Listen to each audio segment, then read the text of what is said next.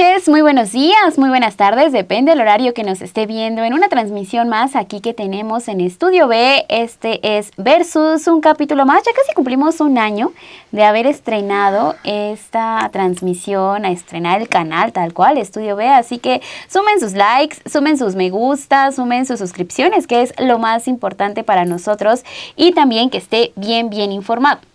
Hoy traemos un tema muy interesante, chicas. ¿Cómo están? Bien, muy bien. Todo bien. Animosas. Animosas, con todo, ganando como siempre. De eso se trata, porque si usted ya vio el título de este programa, pues vamos a hablar de esta disputa interna que hay dentro de Morena. ¿Qué está pasando en las filas de este partido? Porque las protestas por la inclusión de una plurinominal de Sergio Mayer, pues ha causado muchos comentarios, entre ellos también un personaje como es Rafael Barajas, el Fisgón. Se ha sacado de contexto lo que ha dicho, qué fue lo que mencionó, en qué tema también lo estaba planteando este personaje, el monero. Así que todas esas declaraciones que se han dado, las del presidente Andrés Manuel López Obrador, se van a sumar en esta mesa de discusión, la cual vamos a arrancar en este momento. Y déjenos sus comentarios, estamos muy atentos. La semana pasada veía que nos decían que habláramos sobre Noroña, un versus con Marcelo Ebrard. Entonces, yo creo que aquí también va a haber un apartado para hablar sobre lo que sucede con Gerardo Fernández Noroña y lo que está sucediendo con este famoso acuerdo que se dio entre los militantes de Morena. Así que acomódese, porque ya le dijimos varias claves de lo que vamos a estar hablando este martes aquí en Versus. Vamos a ver esta pausa y regresamos.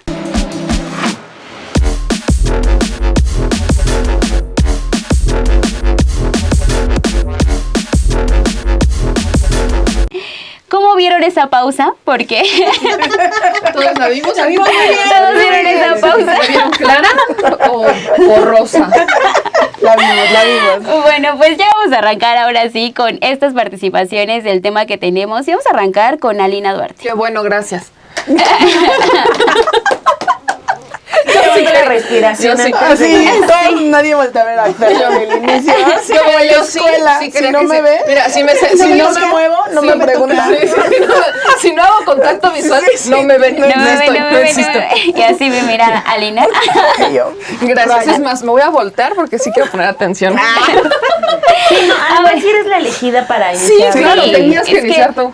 Creo que todo está encaminado hacia esta primera observación que puedas hacer sobre lo que estamos viendo, porque cada vez han avanzado más las críticas, ha avanzado más la polémica por esta plurinominal de Sergio Mayer, que sí lo vemos que está muy arriba, ¿no? De varios personajes. Vemos también ahí a Cuauhtémoc Blanco en esta lista de plurinominales, que también está causando polémica, pero la que más está resonando es la que se le da a Sergio Mayer. Cuéntanos tus impresiones, Alina, sobre esta decisión y toda la crítica que ha desatado.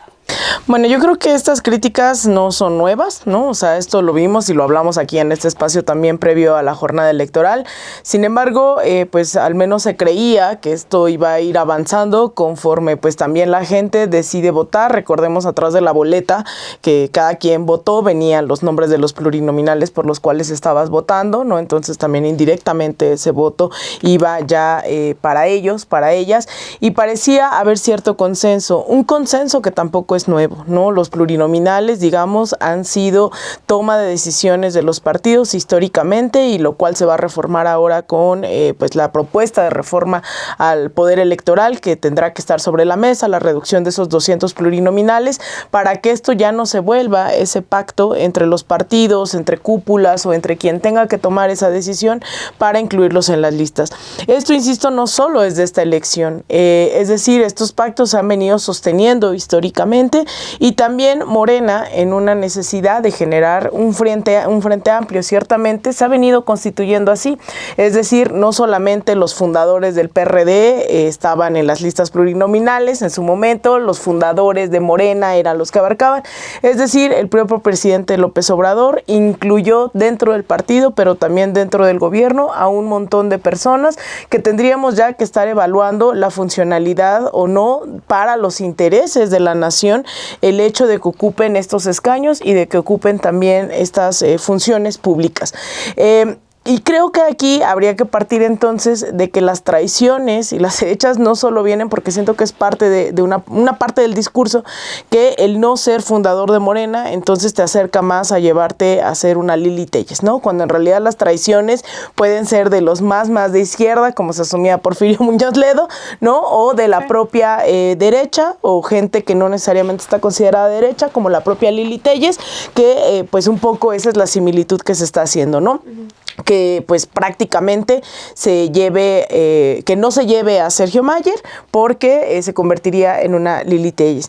Lo que se está planteando específicamente ahora, entiendo de parte de cierta militancia, es que Sergio Mayer renuncie, y entiendo existe la posibilidad de quien tenga que tomar quien pudiese tomar ese escaño sea su suplente, Luis, no recuerdo su apellido, que es de origen otomí.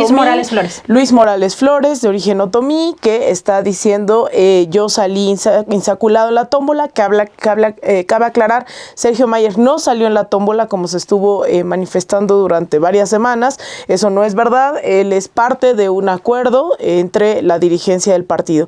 ¿A quién le corresponde esa toma de decisiones? Hubo una comisión de elecciones en la cual estaba Citlali Hernández, Mario Delgado, pero el propio Sergio Mayer dice, quien me incluye y quien me acerca es Mario Delgado. Citlali dice, yo no tengo nada que ver, es culpa de Mario, lo dice en una entrevista con ustedes que justamente está girando bastante, pero después Citlali en otro espacio dice, se le consultó también a la doctora Claudia Sheinbaum.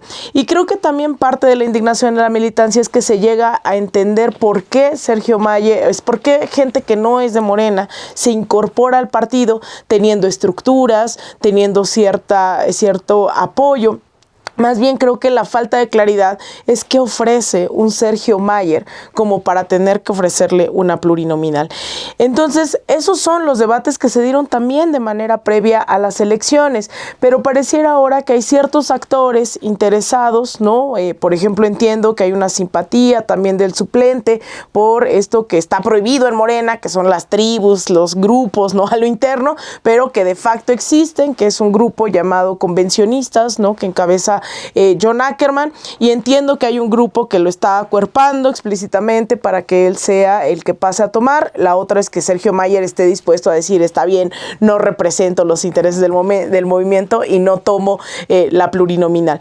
Entonces es también ver en qué momento se está dando esta situación, y ahí es en donde viene esto que menciona Rafael Barajas en un acto de solidaridad con Bolivia después del intento de golpe de Estado, una diferencia y una división interna que ahora está más horrible que nunca, y nos daría para hablar programas enteros, que es que a pesar de haber habido un golpe de Estado en el 2019 que derroca a Evo Morales y que llega a su sucesor, quien fuese su secretario de Estado en algún momento, Luis Arce, eso lleva una unidad inmediata, pero después, ahora, en este golpe no es así, ¿no? Se dice, y Evo Morales es partidario de que esto fue orquestado para darle popularidad, lo mismo que dice el general Zúñiga, que es el que está al frente del golpe. Entonces, bueno, en ese contexto, lo que dice el Fisgón y lo que está explicando junto con Atilio Borón es esa unidad que se requiere para la gobernabilidad, más allá de las pugnas internas, más allá de esto, ¿no? Y lo que dice es, hay que madurar, ¿no? Y lo que genera pues escándalo es que diga que se callen, ¿no? Y maduren en el contexto de ya pasaron las elecciones, cuando se dio la disputa fue de manera previa, ahí se debatió lo que se tenía que debatir, se insistió en la generación de mecanismos que no existen, ¿no? Y que se tienen que crear para que pues en términos democráticos se pueda llegar a una representación popular más allá de la tómbola que sí existe y que ahora vimos que se movió los escaños.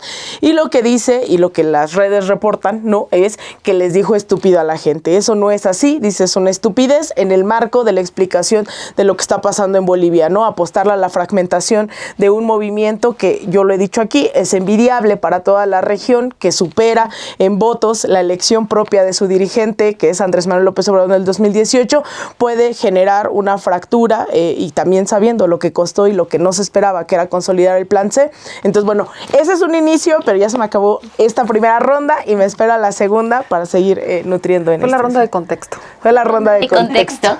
Que sí dejas varias líneas por las cuales vamos a estar abordando, ¿no? Entonces creo que esta primera pausa, vamos con Adriana para que nos cuentes, Adriana, también esta visión que hay de parte tuya y el análisis que tú le das a las declaraciones que da tanto Claudia Sheinbaum también como el presidente Andrés Manuel López Obrador en estos casos, ¿no? Porque pareciera, y sumando también, trayendo ya un poco a colación el tema de Gerardo Fernández Noroña, que también se han visto críticas, que lo que hemos visto ahorita es esta pugna que está pasando dentro de el partido de Morena, y ya decías hace un momento, ¿no, Alina? No se permiten tribus, pero pareciera que se comienzan a formar grupos que están en contra de los mismos morenistas. Entonces, ¿cuál es este análisis que le das tú y las declaraciones del presidente y tanto de Claudia Sheinbaum? Pues yo veo que va a ser es imposible que no haya tribus, que no haya grupos y más.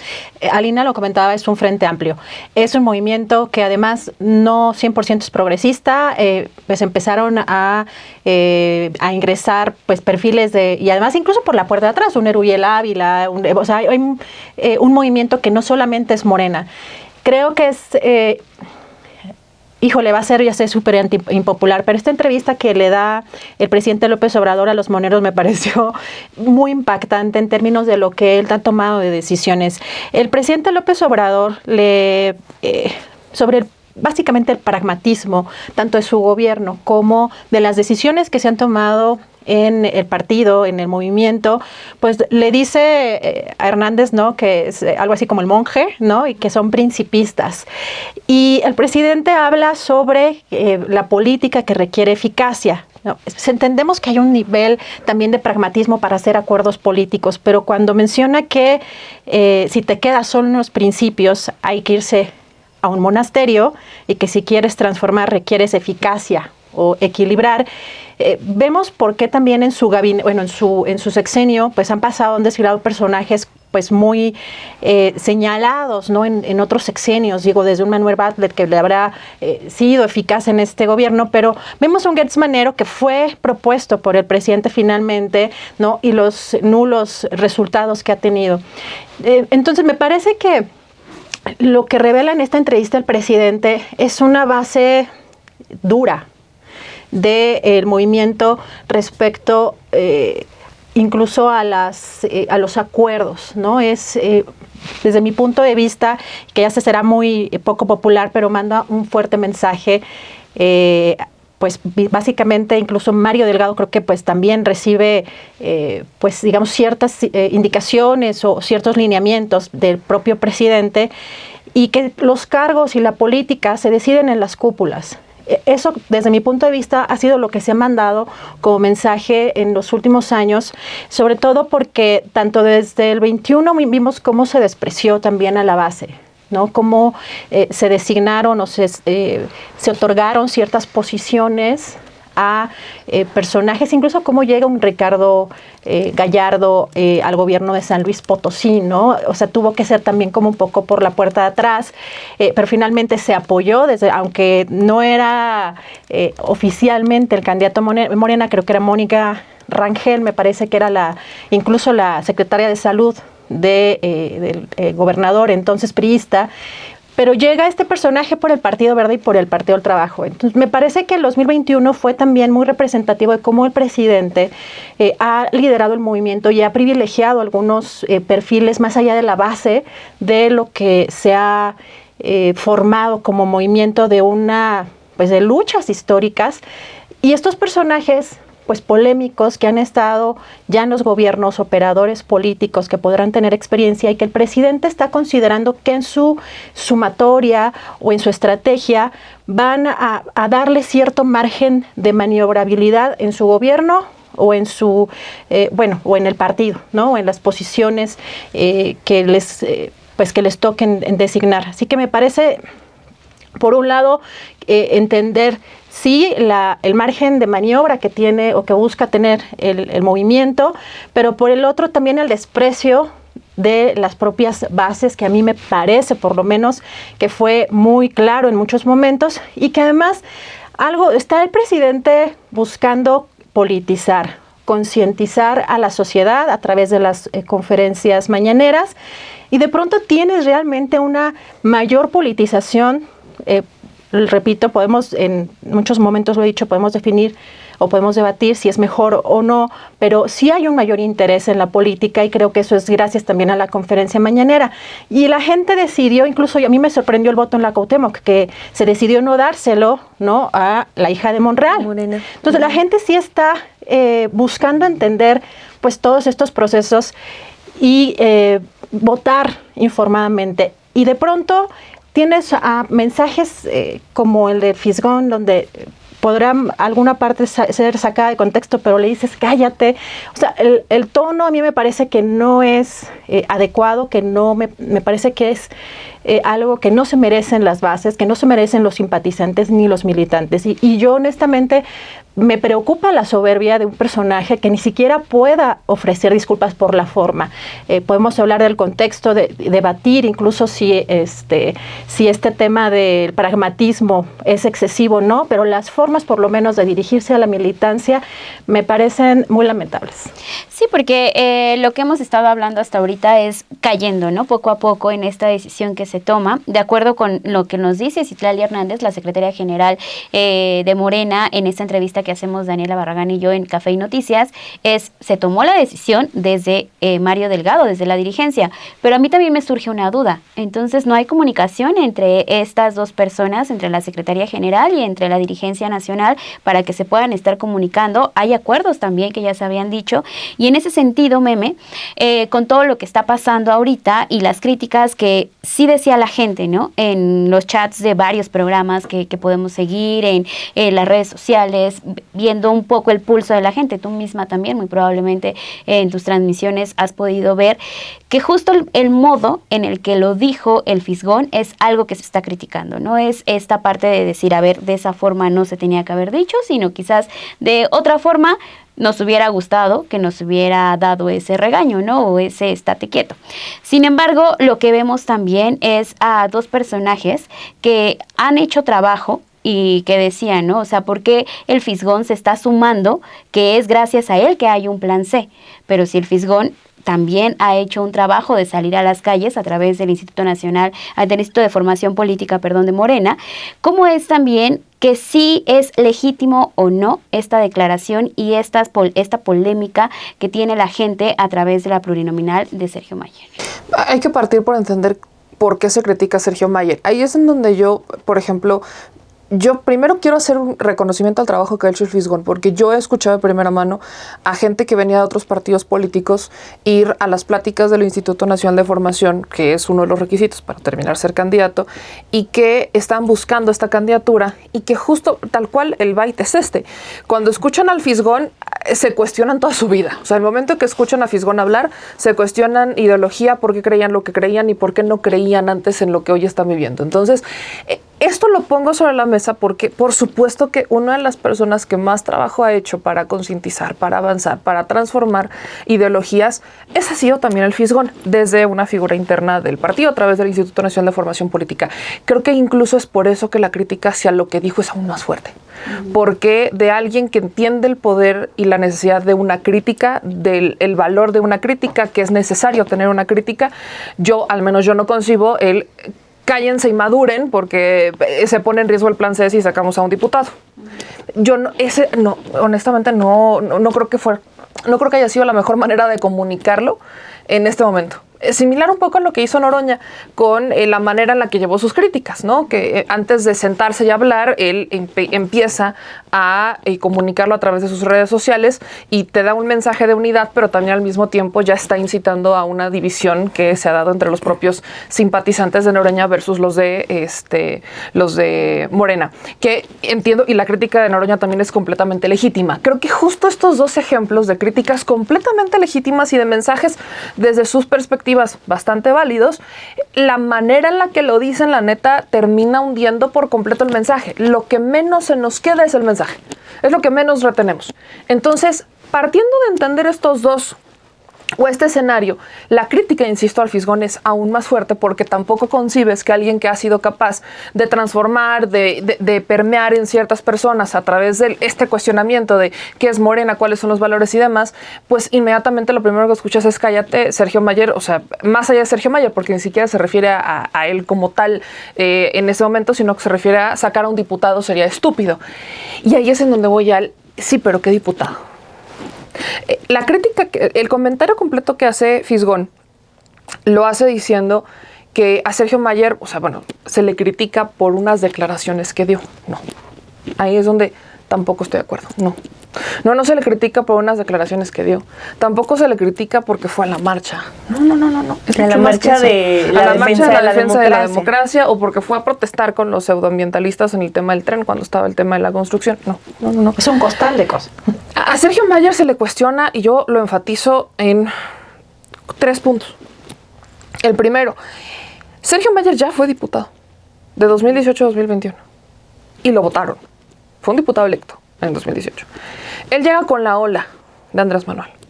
Como diputado presidió la Comisión de Cultura y Cinematografía en la Cámara de Diputados. ¿Qué hizo Sergio Mayer? Nada. ¿Por qué no hizo nada? Su versión, y lo sé porque lo entrevisté y la dijo, porque Morena no quiso. Sergio Mayer dice que si no presentó más iniciativas es porque Morena no quería, porque no tenía el respaldo de su partido, pues que no había generado consensos y como no había consensos, pues ¿para qué presenta iniciativas, no? O sea, mejor no más cobro. Yo recuerdo que hice una entrevista de 3 horas con Sergio Mayer y le saqué todo lo que propuso que iba a hacer y lo que hizo.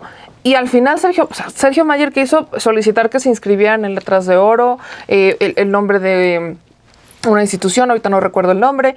Sergio Tan Mayer, importante, mira que ya ni me acuerdo. Sergio Mayer, y fue de las que se aprobaron, Sergio Mayer propuso que a los creadores que tuvieran, o sea, que registraran que además, si piensas la iniciativa, dices, fue su iniciativa estrella, que para los creadores que registraran, o sea, que tuvieran, no sé, una canción o algo así, las plataformas de Spotify tenían que cobrar las regalías a quienes les escuchaban para que entonces le dieran al autor de la obra el dinero. O sea, que tú además de pagar tu plataforma ibas a pagar como al creador. Evidentemente al consumidor pues dices, caray, o sea, yo ya estoy pagando una suscripción y o sea, ¿cómo? Pero no solamente eso, si tú utilizabas esa canción para un video o algo además tenías que pagarle al creador. Quiero decirles que eso ya pasa. O sea, quiero decirles que eso ya ocurre. Entonces, Sergio Mayer se puso a lanzar una serie de iniciativas, pero ¿por qué no presentó más o por qué no se votaron? Pues porque Morena no quiso. Cuando pierde la elección en el 2021 fue por culpa de Morena y eso se divide en 2. La primera porque dice que Morena nunca lo apoyó y la segunda porque dice que Morena, cuando él fue diputado, se eliminaron con la austeridad, se eliminaron las cuotas que les daban a los diputados para poder hacer gestiones. Eso estaba mal. ¿Cómo es posible que eliminaras esas cuotas? O sea, la austeridad, él no pudo hacer gestiones. Pero al principio de esa misma entrevista se quejó de esas gestiones y dijo que estaban mal que los diputados hicieran estas gestiones porque la gente no entiende, o sea, gente tonta, insisto, no entiende que la labor de un diputado cuál es. Entonces, Sergio Mayer, todo lo que ha hecho y lo que no ha hecho es culpa de Morena. Dicho eso, mi pregunta vuelve a ser, si todo ha sido culpa de Morena, me queda claro por qué él hace un amo de conveniencia, pero ¿por qué Morena lo jala? O sea, si todo lo que no hizo Sergio Mayer es culpa de Morena, ¿para qué lo jalas? Iniciaría con esta parte porque hay que entender y hay que partir de, no nos quejamos de Sergio Mayer por unas declaraciones, nos quejamos por lo que hizo y no hizo y la parte de culpa de quién se la echó. Y puedo todavía irme más larga en cuanto a las culpas, a quién se las echaba y lo que no votó. En resumen, si el Fisgón cree que Sergio Mayer, teniéndolo ahí, o la gente en general, cree que Sergio Mayer, teniéndolo como diputado, es una garantía para garantizar el plan C, eso es falso. Porque Sergio Mayer, como diputado, ya aprobó que si él no está de acuerdo con una iniciativa o con una reforma, no la va a votar. Punto. Podría ser un diputado de Morena que vote en contra. Ese es mi punto. Porque además, Dani, lo que ha pasado en este tema es el plan C, ¿no? Que muchas de las críticas también y en defensa que salen para esta nominación que tiene para la plurinominal, que ya es de él, Sergio Mayer, Tiene que ver con el plan C, y el Fisgón también decía, ¿no? El día del triunfo, de la celebración del triunfo de AMLO, ya suavizó las palabras y ya dijo, bueno, todo esto tiene que ver con la votación que va a haber, la mayoría que necesitábamos en el Congreso para que pasaran las reformas, pero cuando se suman personajes de este tipo y vemos posteriormente que quizás las votaciones van a ser distintas, allí es cuando la gente tiene la duda, empezando por decir, a ver, yo no quiero que un personaje como Sergio Mayer se sume, porque ya sé la trayectoria, ¿no? Ya sé cómo ha trabajado, tuvo una postura muy interesante en la Cámara de Diputados, una posición que sí pudo hacer muchísimas más cosas en una parte también que es la cultura, que se ha trabajado poco, mucho, pero ahí está, ¿no? Entonces, ¿cómo ves también esta parte de incluir ahora ya la discusión para el plan C, para tratar de decir, bueno, tiene que ver con la votación y la mayoría que necesitábamos? Y ahora también, Alina nos decía en un inicio, la gente también de cierta forma votó, ¿no? Porque el nombre estaba detrás de la boleta. Bueno, de entrada me parece un tanto exagerado decir que por las quejas que está teniendo la gente se está poniendo en riesgo el plan C, porque no hay relación en eso, ni causa y efecto. O sea, la gente hizo ya realidad el plan C. A quien le toca llevarlo a cabo, pues es a los legisladores a los que ya se votó. Entonces siento que es muy exagerado decir que por estos reclamos se puede poner en riesgo, porque realmente no es así. Pero creo que más bien si nos ponemos desde lejos, están ocurriendo como muchas cosas al mismo tiempo, ¿no? Que se van juntando. Está, por ejemplo, lo de Gerardo Fernández Noroña, que no es menor. Que es todos estos reclamos legítimos, muchos de ellos, de decir, ¿por qué me están dejando afuera si yo merezco un espacio? Le da el presidente la semana pasada la estocada final a Noroña diciéndole, los acuerdos eran para los de Morena, gracias por participar, ¿no? Y lo acató bien también Fernández Noroña. Pues no sé si bien, pero o sea, es que en realidad ya no salió a decir más allá, o sea, sí salió a tener una postura. No, porque lo que ocurre es la reunión con Claudia.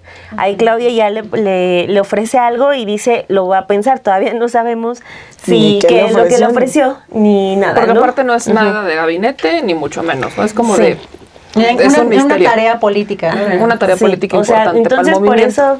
Por eso lo pondré en duda de si se resolvió bien o si siquiera ya se resolvió, ¿no?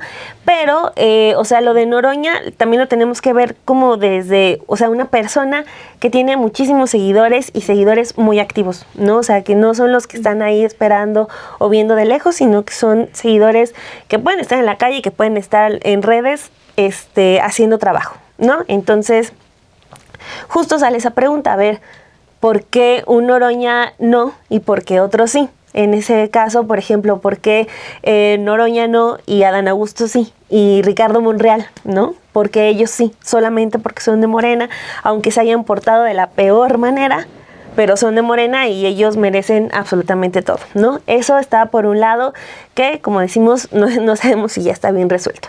Está lo que ya mencionaba Lina, que es un dato que me parece muy importante, que es como estos grupos de presión dentro del mismo partido, ¿no? El hecho de que John Ackerman, un grupo de John Ackerman, que es también una persona muy activa, que sabe moverse, que tiene espacios muy importantes para influir en ciertas decisiones, pues que también esté formando parte de esta discusión, ¿no? De que el diputado que está de suplente de Mayer, pues sea el que ahorita ya se está tornando la discusión ahora en el que él la merece. Pues sí, lo merece, porque también entonces hay atrás un grupo que busca hacer crecer su poder dentro de Morena. Ese es un dato, me parece, insisto, muy, muy importante.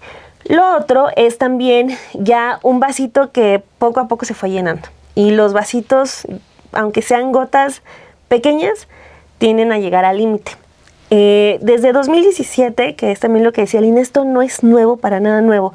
Y tenemos en 2017 el primer comentario de Andrés Manuel López Obrador, en ese momento candidato presidencial, justificando este tipo de alianzas, en aquel momento con el PES, diciendo que en el movimiento todos los hombres y mujeres de buena voluntad eran bienvenidos.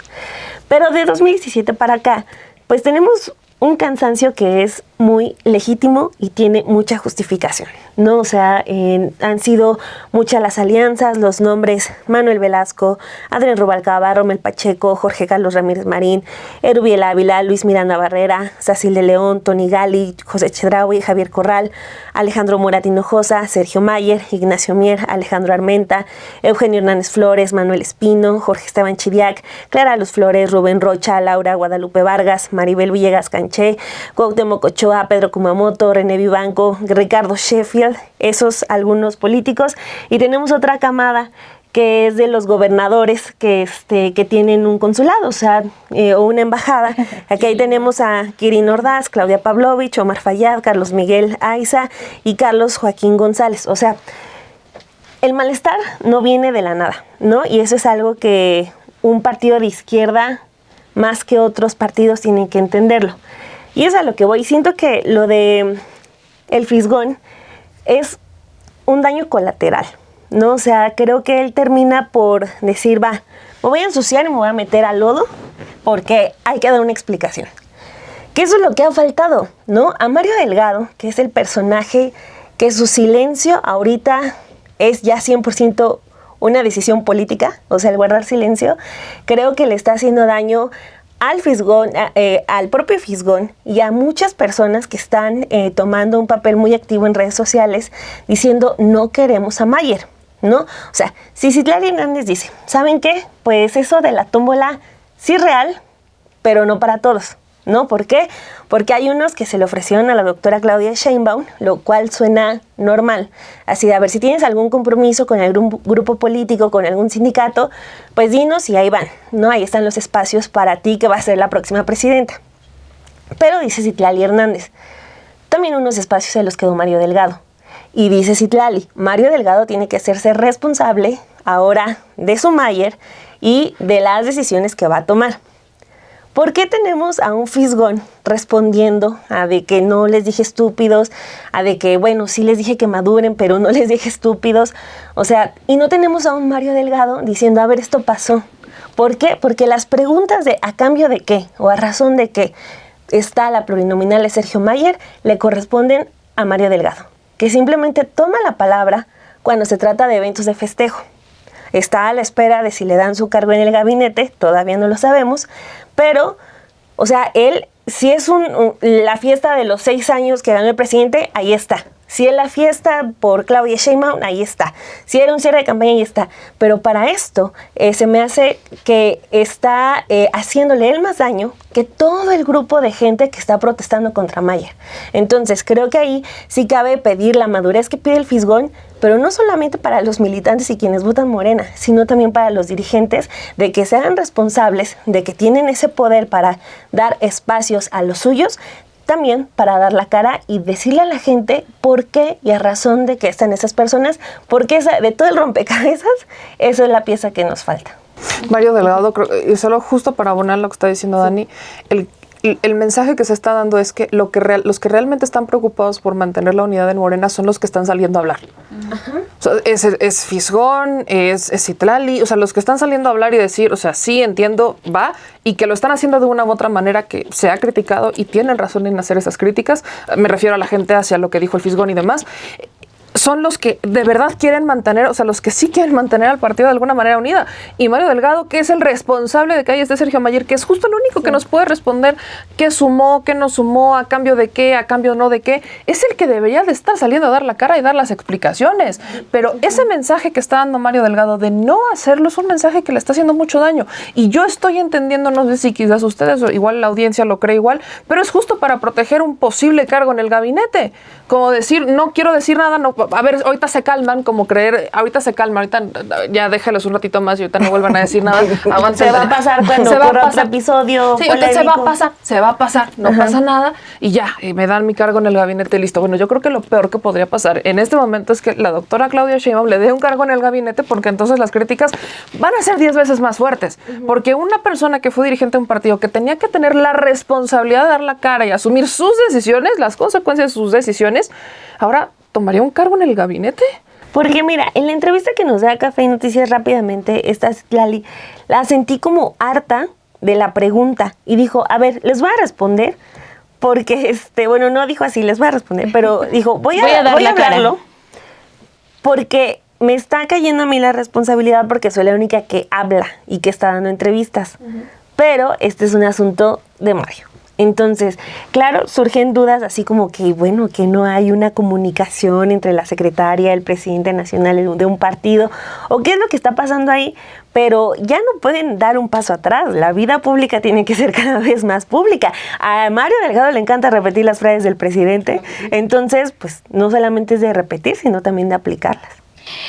Alina, creo que estas críticas y toda la polémica que vemos sobre Sergio Mayer es una crítica que se ha visto, sí, desde hace mucho tiempo, todos los comentarios, y también en este proceso electoral, cuando se pedía que fueran las bases, ¿no?, quien ocuparan los cargos y que no se quedaran las personas por estos acuerdos, ¿no?, que a lo mejor se dieron y que ya tenían asignadas esas candidaturas. ¿Qué pasa en el Instituto Nacional de Formación Política de Morena? Porque esto es parte también de lo que decía el Fisgón en esa transmisión que hubo. Es decir, tenemos un trabajo aquí en ese instituto de estar formando a las personas, de estar también trabajando con ellas, y algo criticable también de Sergio Mayer es, ya tomó un curso en este instituto, lo han invitado ustedes a tomar un curso, lo invitarían a tomar un curso incluso, entonces son críticas que no nada más son de Sergio Mayer, sino son de toda la militancia que hemos visto allí en Morena. Bueno, primero relegar a una frase o un momento y 2 horas del Fisgón toda su trayectoria me parece no solo injusto sino desproporcionado. Por parte del Instituto de Formación Política han pasado más de 1 millón de personas en los últimos meses y los cursos efectivamente para los legisladores electos son en 2 semanas, empiezan, son 2 fines de semana en los cuales tendrán que acudir sí o sí por obligación estatutaria, va a tener que estar Mayer ahí en esos cursos, como estuvieron todos los candidatos a jefe de gobierno de la Ciudad de México, alcaldes, alcaldesas, estuvieron ahí todos y quienes no, se les obligó a que de ser electos tenían que tomar este curso. Este curso sí o sí se va a tomar en las próximas semanas, son 2 sesiones de aproximadamente son 6 horas, una cosa así, y va a haber 2 sesiones precisamente porque hay compañeros y compañeras que no necesariamente están en la Ciudad de México un fin de semana, hay compañeros y compañeras migrantes, por ejemplo, también, ¿no?, que por primera vez en la historia personas indocumentadas en Estados Unidos van a tener un curul en el Senado, en la Cámara de Diputados, van a venir, van a tomar esos cursos y el gobierno y el partido tendrá que hacerse cargo también de lo que implica, ¿no?, el haber dejado también su vida en Estados Unidos acá. Palabras más, palabras menos, es obligatorio, fue obligatorio cursar, hacer un curso básico, ¿no?, de 7 módulos y de ahí un curso extenso de al menos 1 semana porque después todo el mundo se inscribió las últimas semanas y tuvieron que tomarlo. Entonces, eso por un lado. La otra es que también no podemos relegar las lógicas internas y voy a poner ejemplos en otros países, ¿no? ¿Qué pasa con estos gobiernos que evidentemente nosotros vemos y yo que admiro profundamente, que son quienes tienen estos principios firmes, antiimperialistas, anti como Gustavo Petro, ¿no? Anti todo, hablando de feminismo, no han podido gobernar. Gustavo Petro asumió la presidencia, no ha tenido consensos para nada, las grandes reformas que se propusieron no pudieron ser votadas, hace una semana se votó, me parece algo sobre las pensiones, si no me equivoco, y hasta ahí va, ¿no? Y es un presidente que claro que le damos retweet, claro que lo amamos mucho, pero que al final la gobernabilidad no se logró asegurar durante este gobierno y lo más posible es que la ultraderecha, que además me parece es la ultraderecha más horrible de todo el continente, vaya a regresar a la presidencia colombiana a través de Clara López, ¿no? O sea, eso a mí me parece va a ser lo inmediato y lo que va a pasar como una linda anécdota del gobierno de un Gustavo Petro que claro que tiene firmeza ideológica, pero que realmente no se transicionó en muchos sentidos por la falta de acuerdos en el Congreso, la falta de acuerdos en el gabinete. Al principio incluso él puso un gabinete tratando de consensar y después dijo, pues no me resuelven, chao, vamos a poner a todo mi gabinete de izquierda pura y dura. Y nos avanzó.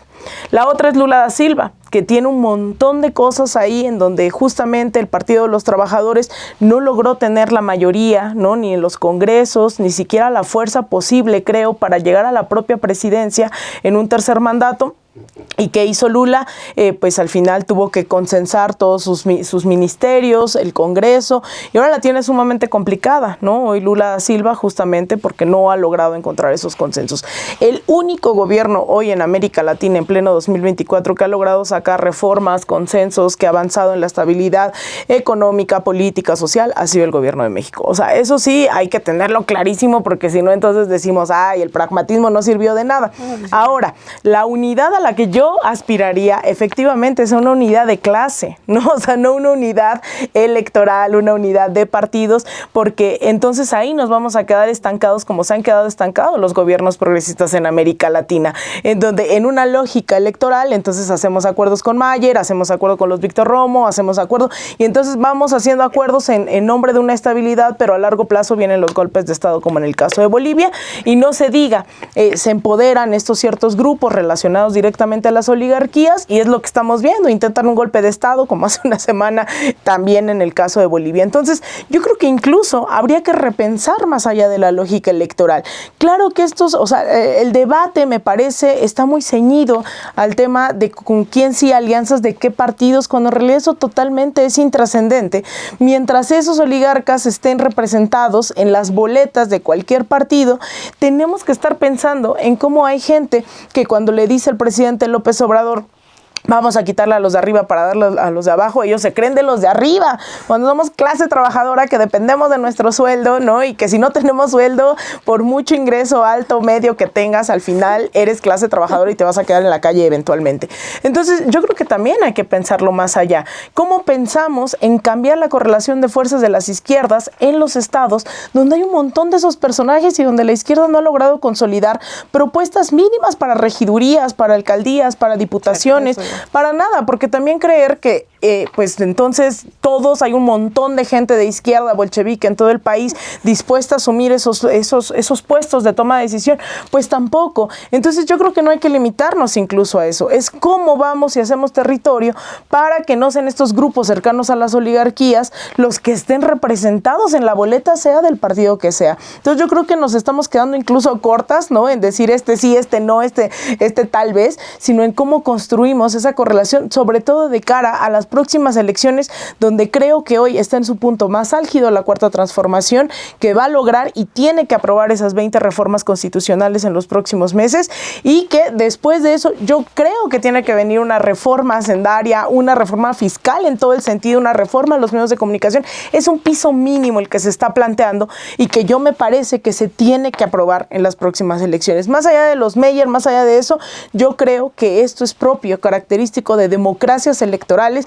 que tienen sí o sí que ir transitando hacia un poder popular en donde en cada municipio, en cada estado haya un poder tal de representatividad popular que esté al margen de si se aprueba o no la candidatura de tal o cual, sino que tenga la fortaleza de imponer candidaturas de izquierda de forma masiva respaldada por la clase trabajadora. O sea, yo creo que ahí hay que seguir impulsando porque estos debates no son propios de México, son propios del modelo democrático, pues ciertamente liberal, electoral que tenemos hoy en día. Entonces creo que esto hay que rebasarlo totalmente por la izquierda. Sí, porque se está viendo que entonces es la oposición, está dentro de Morena, Adri. Justo además para allá iba, porque hay una crisis partidaria súper importante. Vemos que pues pasó a un quinto plano Xochitl Gálvez, la oposición. ¿Xochitl Gálvez? ¿Quién es? ¿Xochitl qué? Oigan, hoy es la hoy se votación. votó por Xochitl.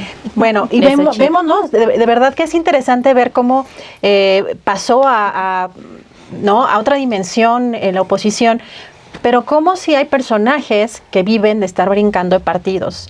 Y yo ahí creo que esto que hablamos de los grupos, entiendo, yo no coincido, no apoyo ni me parece, digamos, algo mínimamente positivo el que haya un pragmatismo pues excesivo, pero entendiendo, digamos, la dinámica de este tema de la gobernabilidad, queriendo entender desde pues la propia dirección del movimiento a través primero del presidente López Obrador y ahora de Claudia Sheinbaum, que me parece que además también podemos analizar que parece que va por caminos, o sea, es una misma vía, pero creo que está poniéndole su propio acento Claudia Sheinbaum, incluso al no ceder las posiciones políticas. Pensábamos muchos que llegaría, por ejemplo, un Manuel Velasco a Semarnat, ¿no?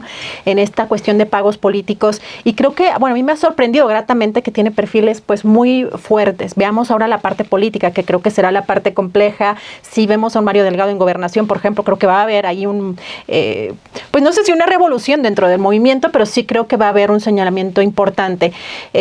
Bueno, más allá de eso, creo que hay que ver estos grupos. Yo veo que desde un Ackerman, que pues finalmente en el sexenio del presidente salió junto con Irma Eréndira Sandoval mal librado del propio gobierno, incluso de sus espacios, un personaje que además me parece sumamente ególatra y narcisista, que todo el tiempo se trata de él y de lo que él piensa y de qué está formando de su propio grupo político, y de alguien como Irma Eréndira Sandoval en la Secretaría de la Función Pública, y que finalmente pues parece que su manera de hacer política pues causó cortocircuito dentro del movimiento, ¿no? No se les arropó, por decirlo de alguna manera, y fueron, desde mi punto de vista, un poco como expulsados por lo pronto de una dinámica de unidad del movimiento.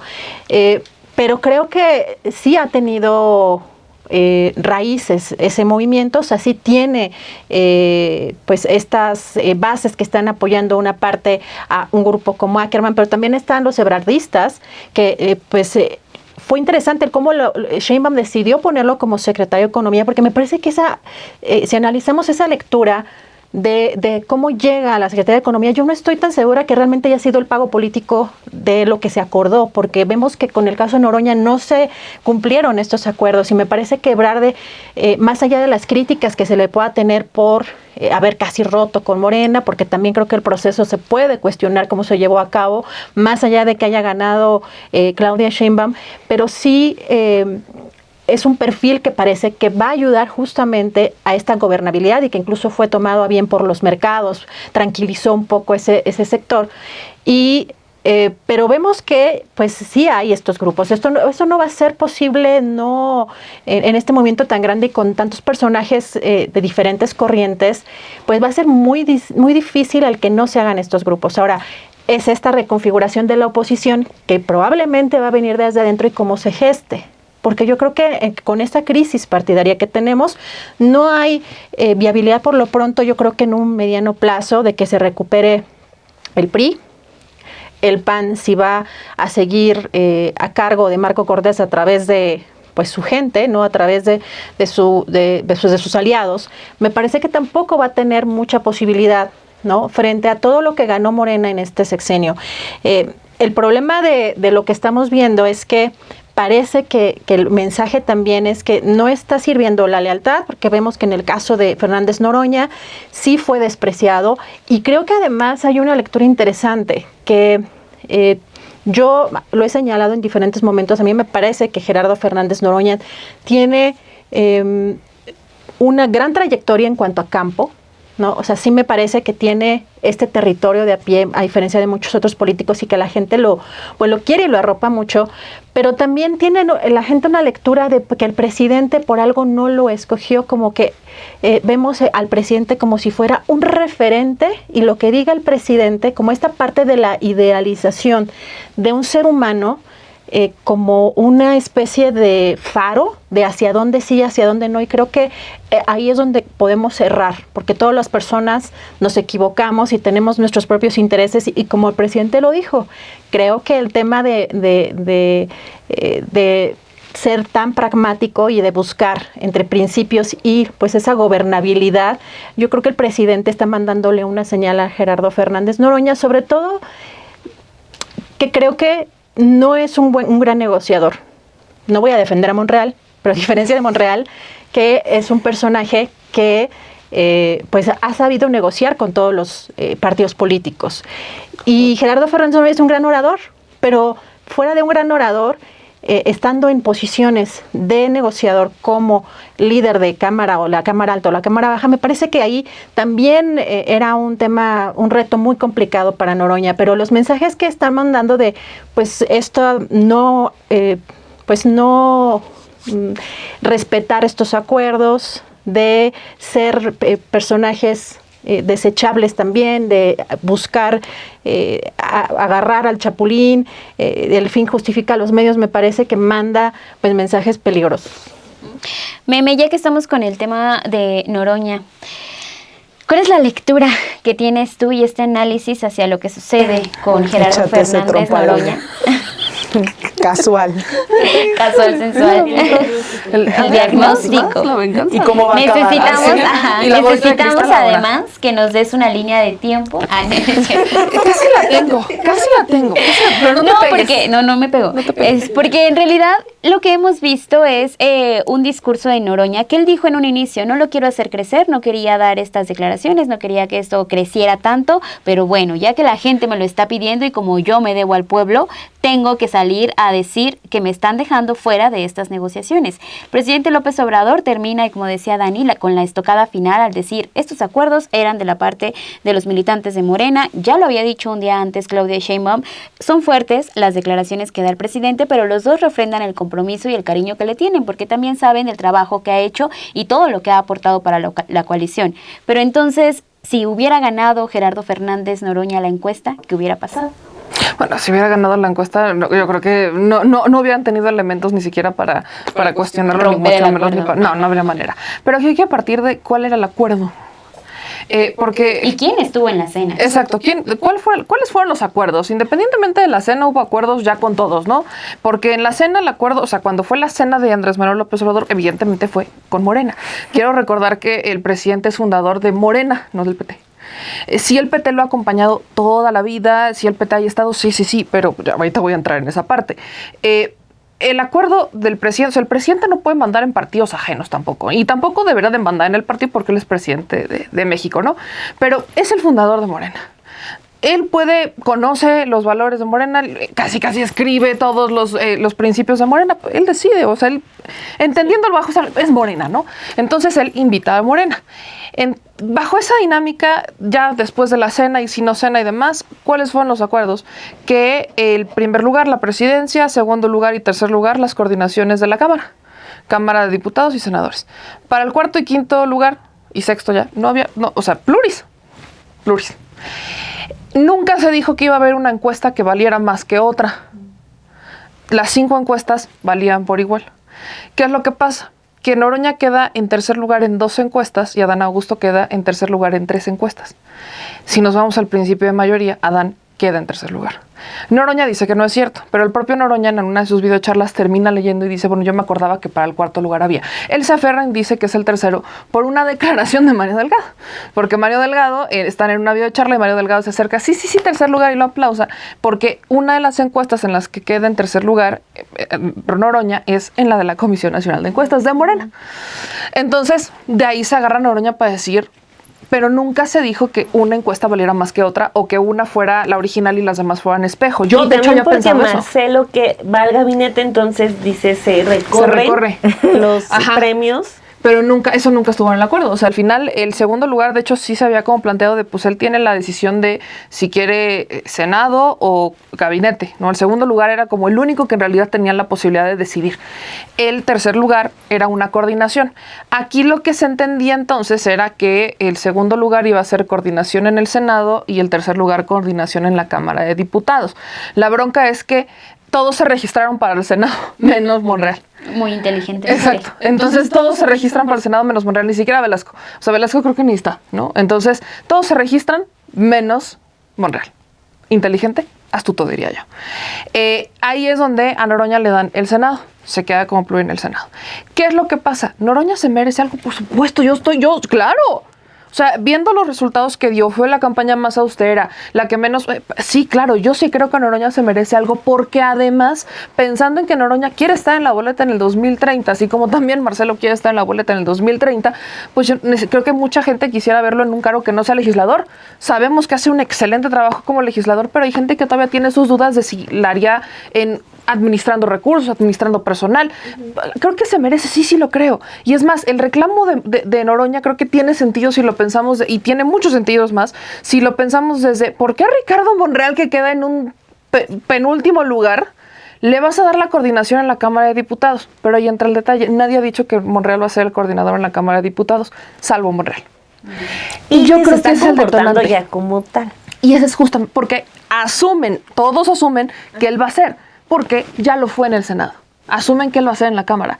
Y yo tampoco lo veo descabellado. Y es más, creo que el propio Monreal lo ha estado cabildeando. Tiene a Marcelo, que ha ido el grupo de Marcelo a hacerle como el impulso y hacerle segunda para que lo terminen nombrando el coordinador. Pero ha sido un cabildeo del propio Monreal. Yo creo que si Monreal nunca hubiera dicho nada, Noroña tampoco. O sea, para mí el detonante de la molestia de Noroña es Monreal. Ni siquiera es Adán, es Monreal. Porque con Adán se disputa, ¿no? Entre que interprétenlo, ustedes deciden, pero tampoco es como mucho. Noroña queda 2 en tercero y Adán en 3 en tercero. Pero si Monreal nunca hubiera dicho nada, y ahí es donde entramos en este versus incluso. Porque a quienes ya defraudaron, que ya vimos cómo operan, que ni siquiera quisieron a su hija como alcaldesa en la Cuauhtémoc, ¿por qué les vas a dar una coordinación? Bueno, eso es claro que estoy totalmente de acuerdo, esa es la pregunta. Pero aquí entra el otro lado. La manera en la que Noroña fue llevando las cosas, para mí creo que fue al revés. O sea, Noroña tuvo que haber empezado por hablarle a Claudia Sheinbaum y decirle, oye, esto no me gusta, esto y esto. Y a partir de la respuesta de Claudia Sheinbaum, entonces, a ver, es que me dijo esto y estoy molesto por esto y por esto y por esto. Pero lo hizo al revés. Empieza a inconformarse, luego dice que quiere hacer una consulta para ver si es Adán o él el coordinador del Senado, luego que ya no quiere ninguna de las dos, luego que lo único que le molesta es justamente el mensaje que se está dando, coincido perfectamente con él, luego que Claudia lo recibe y al final pues siempre ha tenido una buena conexión con ella y entonces pues ahora vamos a ver si sí o le da o no le da. Pero el detalle se resume en que la coalición está formada por 3 partidos y aquí es en donde también hay que cuestionar el papel del PT. ¿Qué ha hecho el profe Anaya? Y yo sí quiero hacer esa pregunta muy legítima. ¿Qué hizo el profe Anaya? Porque incluso hay más diputados del Partido Verde que del PT, cosa que no me encanta.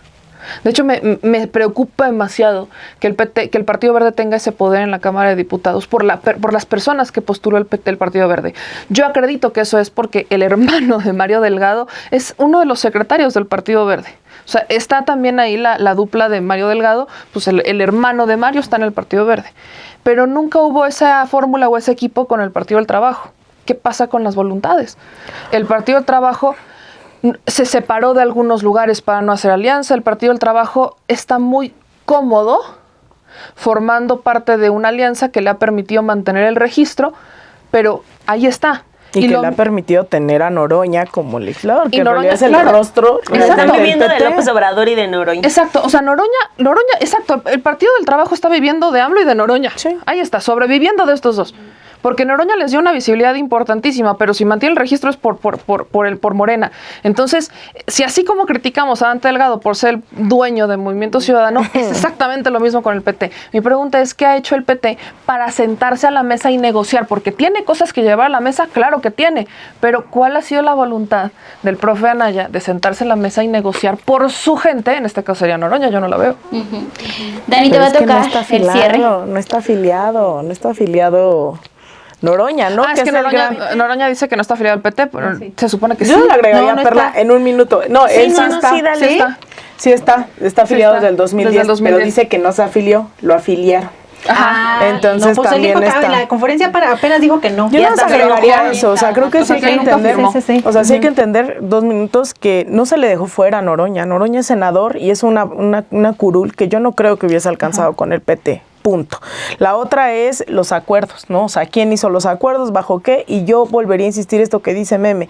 Ganó en 2 de 5 encuestas el tercer lugar. De ahí quedó en cuarto. O sea, sí son importantes estos puntos, porque si no, entonces creemos que sí, no hay negociaciones. Al culpar a quién, ¿no? Cuando dice unidad, pero, y entonces en su conferencia de prensa la semana pasada, dice, pues sí, pero entonces llama a toda la militancia, ¿no? Como a defender y no sé qué, a pesar de que estas cosas puntuales no no las aclara tal cual, ¿no? Entonces también creo que en ese sentido habría que pensar también nuevamente, no solo las alianzas a lo interno de Morena, sino también hacia afuera, qué les permite, ¿no? O qué le lleva a la gente a votar por un partido que tiene escaso trabajo legislativo, que tiene escasas propuestas, pero que tiene a Noroña, ¿no? Y que termina toda la chamba. Claro, y que ese es el PT. Entonces también está bueno, creo, repensar esas alianzas dentro y fuera con sectores que sí representen también a la población, ¿no? Porque si no, entonces se va a volver eterno esta lógica de las rémoras y los acuerdos para ir caminando, avanzando y ganando mayorías, a pesar de que no sabemos si efectivamente van a votar por el proyecto que se votó masivamente, que en lo inmediato son 20 reformas, pero que a lo largo también en el horizonte siguen siendo más programas sociales, mayor estado de bienestar, etcétera, etcétera. Entonces también es importante plantear esas alianzas, sobre todo con el Verde, pero también con el PT. Decías algo, ¿no? Para darle a la ciudadanía también elementos para que puedan seguir votando, porque es parte importante del obradorismo, que el obradorismo al final de cuentas ha escuchado cada una de las quejas, cada una de las demandas que tiene la gente, y en ese sentido, Dani, ¿qué poder también se ha incrementado? ¿Qué tanto se han sentido empoderados en la ciudadanía para que ahora escuchemos ese tipo de crisis, ¿no? La polémica con ellos, que ellos están levantando estos temas, porque en realidad también muchas veces, ahora ya veo que hay muchísima gente viendo las transmisiones del Instituto Nacional de Formación Política de Morena, veo miles y miles de views en los foros de la reforma que han hecho también tanto en el Congreso como en el Instituto, ¿no? de Formación. Entonces, que es la misma gente la que está pidiendo que se hable de estos temas, qué tanto poder hay y qué tanto también el obradorismo puede escucharles. Sí, hay una parte muy orgánica, ¿no? En las quejas, y eso sin duda es algo muy sano, ¿no? O sea, totalmente. Algo que en lugar de decir, no, cálmense, no, o sea, así tienen que ser las cosas, y la gente está dictando también esa nueva realidad, ¿no? De que así van a ser las cosas. Lo comentábamos la semana pasada, me parece que era sorprendente decir que la gente, escuchar que la gente dice, no quiero que se discuta, apruébala porque yo voté porque se apruebe, ¿no? La reforma al Poder Judicial, y es como de, a ver, no, ahora nos toca aprender juntos cómo se hacen unas reformas, ¿no? Que toca discutirse a fuerza, sí, pero, o sea, la gente está así de, no, que ya pásala, ¿no? Y eso, o sea, es la gente la que está dictando los ritmos en muchas cosas, ¿no? Y creo que en este punto me hacía otra vez mucho sentido lo que mencionaba Lina en su participación anterior, que es, o sea, la presencia de este tipo de personas, o sea, hay que darla ya por hecho, ¿no? O sea, si comentaba yo, desde 2017 es como la primera declaración formal de López Obrador diciendo todos son bienvenidos, o sea, ya más bien es un asunto de darlo por hecho, de que van a estar ahí, ¿no? Y tanto así que, por ejemplo, vimos a Claudia Sheinbaum con su foto que a mí me impresionó en lo personal, muy risueña, con Eugenio Hernández Torres, el exgobernador de Tamaulipas, o sea, un señor que estuvo preso, que está acusado de lavado de dinero, o sea, de nexos con el crimen organizado, pero ella sonriendo, compartiendo un mitin con este hombre, o sea, ya, esta es una realidad. Hay zonas en las que se necesita cubrir espacios para control político. Lo comentamos en una ocasión en otro espacio en el caso de MC. ¿Para qué quieren ganar la presidencia si no tienen ni siquiera los perfiles para armar un gabinete, ¿no? O sea, se necesita gente, y bajo esa lógica están funcionando los dirigentes de Morena, ¿no? Desde López Obrador, ahora hasta Claudia Sheinbaum, todos. Entonces, creo que ahora a la gente, así como le ha tocado ir aprendiendo de varias cosas, pues va a tener que aprender ahora a cargar con esto. Pero creo que en este caso no solamente le toca aprender a la gente, sino también aprender a los líderes. Porque lo que está haciendo falta es, pues, el ingrediente de la transparencia, ¿no? O sea, pues es una política de la que necesitamos, esta de que están abiertas las puertas, pero así como la gente está diciendo, ahí va el voto, aunque me estés metiendo a estos que no salieron en tómbola, sino por compromisos que tú tengas, pero explícame. O sea, y eso me parece que no es complicado. Y creo que Morena tiene que caminar hacia ese punto, de no mandar a otras personas que son, que tienen, pues sí, el valor de entrarle a los trancazos de la discusión, y mandar a los verdaderos implicados, a los que toman decisiones. Y esto también lo digo porque ya vamos entrando al momento en el que se nos acaba López Obrador. ¿no? O sea, porque López Obrador, y también lo hemos comentado, en la mañanera dice, no, tal es buena persona. Y como que calma las aguas, ¿no? No, es que es mi amigo, calma las aguas. Es que es de confianza. Eso ya, ese efecto mágico Ya se está acabando. ya se va a acabar. Entonces, creo que todos en Morena, los dirigentes sobre todo, tienen que poner los pies en la tierra de que ese momento en el que López Obrador hace mucha de la chamba para calmar las crisis, ya se les va a acabar y ahora les toca a ellos. Porque si no lo hacen ellos, ya nadie lo va a hacer. Y simplemente vas a tener a la gente molesta y con justa razón, ¿no? O sea, entonces creo que ahí va a entrar parte de una madurez que tienen que cobrar ellos, de decir, a ver, ¿cómo enfrentamos esta politización, que es lo que decía Adriana, que es una realidad? O sea, lo que estamos viendo es eso, los efectos de una alta politización de la gente. Entonces, ahora, ¿cómo la enfrentas? ¿Cómo la controlas? ¿Cómo la atiendes sobre todo? No la callas. Se tiene que atender, ¿no? Entonces le entramos y lo hacemos bien. Pero, insisto, no mandando a la gente que está haciendo ya su chamba de educación política. No tienes que mandar a la gente que está haciendo esos acuerdos por otro lado. A todos. O sea, yo creo que se tiene que seguir fortaleciendo las herramientas de debate, de construcción y sobre todo de una autocrítica organizada, ¿no? O sea, que se autocritique con los pies. Porque también la banda de Twitter a veces no sale y la gente que realmente quiere debatir, nos la encontramos el domingo en esa, hablando con Lenia, hablando con el Fisgón, debatiendo de manera, o sea, eso, ¿no? Al tú por tú, pero bien, con argumentos. Y también hay otros foros que va a estar ahí también el Fisgón, va a estar ahí Lenia Batres, van a estar todos ellos, y que es maravilloso esta idea, ¿no? Que tanto diputados, diputadas electas, dirigencia y militancia encuentren por fin esos espacios de crítica y autocrítica que no se tenían o no se habían podido construir. Sí, o sea, ahí está la solución. O sea, si la gente, a pesar de Mayer, a pesar de esa lista que me inventé hace rato, Y los que te faltan. Y los que te faltaron, ¿eh? Está dando la confianza, el partido tiene que responder a la misma altura. Y cerraría diciendo que quiero que Alina nos pase los cortes de las clases de Mayer. Así, por favor. A ver cómo le va. Yo creo que van a ser públicas, transmisión, entonces también sí. las transmisiones van a Es ser que- públicas. a Que lo eso manden iba, a ¿no? hablar de la Porque- reforma judicial a los parques. Sí, vamos. participe. Es que eso, o sea, es que no tenemos que tenerle miedo al debate, pues, ¿no? O sea, esto que hacemos aquí todos los martes es lo más sano que puede haber en la vida pública. El decir, estamos en desacuerdo. Yo he tenido muchos desacuerdos con el Fisgón, pero el Fisgón es alguien que está dispuesto a debatir eternamente y que lleva años. Además, es un personaje, discúlpeme, pero más allá de la intromisión, que no cobra un peso al frente del Instituto de Formación Política, ¿no? O sea, también es alguien que definitivamente hace esto desinteresadamente, como lo dijo el presidente, y que está ahí. O sea, él después de esto no le va a rehuir definitivamente conociéndolo, no va a dejar de ir a las plazas, no va a dejar de estar en los... Al contrario, supongo que va a querer ir más. Pero si esto es para eso, es vive el Fisgón. Sí, como Mario Delgado, que está metido en una piedra y no sé hace cuánto Sí, tiempo esto es nos dio nuestro su mero última mole. entrevista. O sea, quienes creemos en ese, porque también es eso, yo sí creo y me dedico a la formación política porque yo sí creo en la transformación de la gente ideológicamente, ¿no? Estoy yo. Entonces, Soy prueba o fiel sea... de eso. Nunca fui a los cursos, ¿verdad? Pero, o sea, lo puedo hablar desde esta primera perspectiva de alguien que entiendo eso de hay que ir sembrando semillas porque la gente puede haber tenido una idea errónea durante muchos años de su vida y necesita la información para generarse un criterio propio. Ya tú decides qué creer. O sea, esa parte yo sí la creo. Solamente que, como dice Adri, si no tienes cuidado con el pragmatismo, se te va a Y contaminar. vamos a debatirlo. El pragmatismo se acaba con formación, con militancia y con una dirección ideológica firme. Y esa se construye. No se decreta, no aparece por arte de magia. Y para mí, como seguramente para el Fisgón y para ni siquiera cientos, no somos ni 200 personas en el Instituto de Formación Política, yo creo que es un sueño estar debatiendo hoy en las plazas públicas, la gente nos abre su casa y vamos a hacer cursos de formación política. Así que también el Congreso nos está abriendo las puertas para ir a dar talleres, cursos y pues ahí Aprovechar. soy.